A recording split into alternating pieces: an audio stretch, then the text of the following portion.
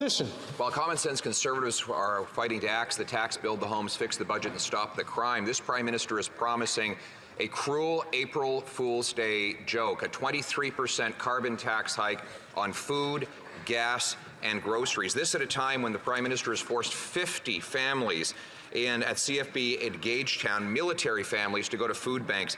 2 million Canadians every month going to those same food banks. 8,000 as part of a Facebook group where they share tips on eating out of dumpsters.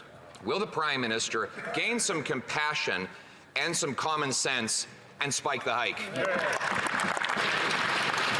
The Honourable Deputy Prime Minister and Minister of Finance.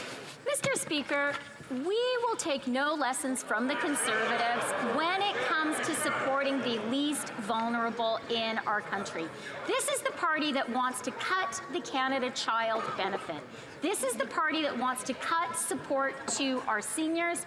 This is the party that wants to cut early learning and childcare, which supports so many families. They're opposed to dental care. They're opposed to pharmacare, Mr. Speaker.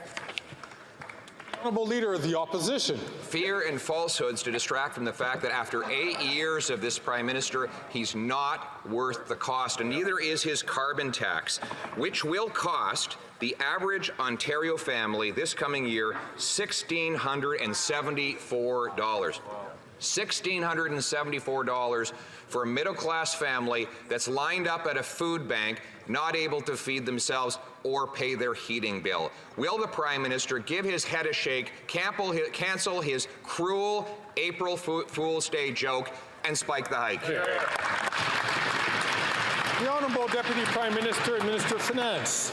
Mr. Speaker, no one here is surprised to hear the Conservative leader talk about fear and falsehoods, because that is what he traffics in every single day. It's his area of personal expertise. Now, what he is proposing is, at least he is consistent. He wants to cut the support that Canadians get, and he wants to cut the support Canadian families are getting from the price on pollution. That's $1,800 Alberta families won't get. That's $1,120 Ontario families won't get. Cut. All they know how to do. Excellent.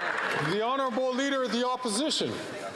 So she just brags that Alberta families will get $1,800, but according to the Parliamentary Budget Officer, the carbon tax will cost Alberta families $2,943. Amazing. So the Prime Minister takes away $2,943 and gives back $1,800. Mr. Speaker, it's almost like he's a bank robber who thinks that he's virtuous because he tips the teller on the way out the door. Why won't he spike the hike?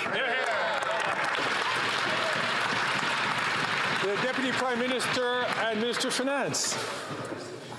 Mr. Speaker, the Conservative leader should know a lot about living off the public purse. That's all he has done his entire life. Now, when it comes to the price on pollution, this is entirely revenue neutral.